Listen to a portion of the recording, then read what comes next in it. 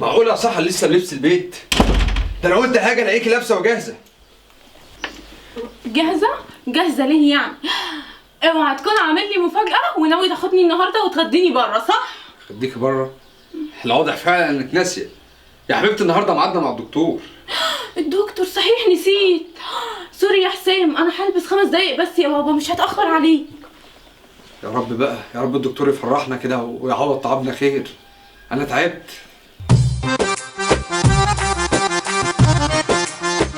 ادخلي يا حبيبتي تعالي. ادخلي. الحمد لله الحمد لله، انا طايرة النهارده من الفرحة، انا مبسوطة قوي. الف مبروك يا حبيبتي. الحمد لله يا رب. اخيرا هبقى اب. وانا كمان هبقى ام. هتبقى احلى ام في الدنيا. تعالي. انا عايزك بقى يا حبيبتي تستريحي خالص وما تعمليش اي حاجه في البيت. اتفقنا يا ام كريم؟ كريم؟ طب وانت تعرف منين؟ مش يمكن تيجي بنت؟ لا بنت ايه، انا نفسي في ولد كده، ولد يشيل اسمي ويكون سندي لما اكبر. يا حبيبي الحمد لله، كل اللي ربنا يجيبه كويس، ربنا بس يتممها على خير. ولد بنت الحمد لله. احنا المفروض نحمد ربنا ان هو كرمنا، احنا بقالنا 7 سنين بنلف على الدكاتره. الحمد لله طبعا، بس انا برضه طمعان في كرم ربنا انك تكون حامل بولد. انت بس كده ما تسبقيش الاحداث وخلي كل حاجه على ربنا، كلها كام شهر ونعرف بالسونار. طب هقوم بقى اجهز لك الغدا. انا قلت ايه؟ من هنا ورايح انت هترتاح ومش هتعملي اي حاجه، انا اللي هعمل كل حاجه.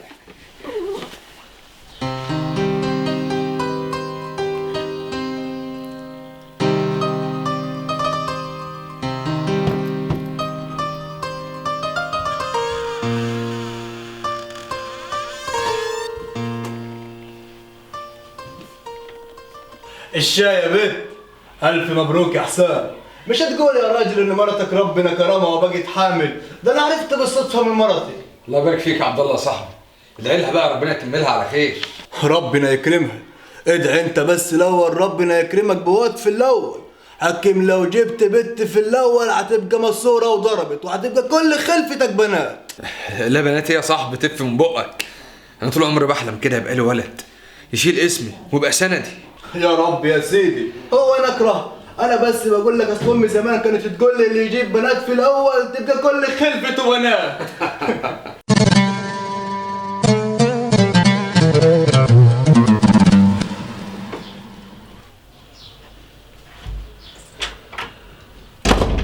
خلاص بقى يا حبيبي فكها، كل اللي ربنا يجيبه كويس. يجيب ايه بس؟ وانا اللي عمال ادلع فيكي واكل فيكي بايديا وفي الاخر تطلعي حامل في بنت؟ ما بتشوفيش الستات حواليكي كل واحده مخلفه عيل واثنين وثلاثه؟ هو بايدي يعني يا حسام؟ وبعدين بدل ما تقول الحمد لله ان ربنا رزقنا ببنت بعد دخلتنا السنين دي كلها، وبعدين يا سيدي لو مش عاجباك البنت طلقني وانا وبنتي لنا ربنا. انت كمان بتضايقيني اكتر. انا صبرت عليكي كتير، يا ريتني طلعتك واتجوزت غيرك من زمان، كان زمان اب دلوقتي. ابعدي عني يا شيخ.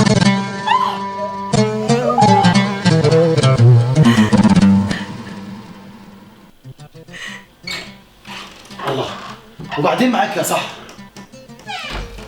ايه؟ هتفضلي حابسه نفسك كده وتقعدي تعيطي؟ يا بنتي انت كده هتموتي نفسك. انا تعبانه قوي يا اخويا، خلاص تعبت من الدنيا دي كلها، يا ريتني اموت واخلص. خلاص هفضل وحيده طول حياتي بعد ما ضاع اخر امل ليا والجنين نزل. يا حبيبتي يا حبيبتي لسه العمر قدامك، وان شاء الله ربنا هيكرمك انتي وحسام جوزك. ما تجيبليش سيرته خالص، انا بكرهه منه لله، هو السبب في اللي انا فيه دلوقتي. ليه ما خلتنيش اجي اصالح سحر يا مصطفى؟ انا قلت اجي لك اقعد معاك الاول انا يا حسام. سحر نفسيتها متدمره جدا وخفت لو شافتك تتعب اكتر. عشان خاطر يا مصطفى انا ندمت على اللي عملته وبموت كل يوم. انا بحب سحر وما اقدرش اعيش من غيرها. بالله عليك خليني بس اشوفها وانا هقنعها. انا مش عارف اقول لك ايه والله يا حسام. حاضر حاضر يا حسام. تعالى يا حسام، تعالى يا حسام اتفضل.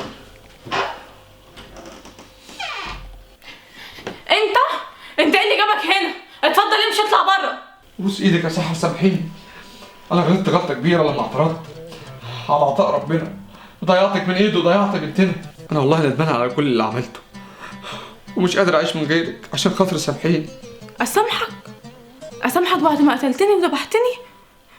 بقالي 7 سنين مستنيه ان ربنا يرزقني بحته طفل، ولما ربنا يكرمني بيه تموته انت؟ لا يا حسام، انا عمري ما هسامحك.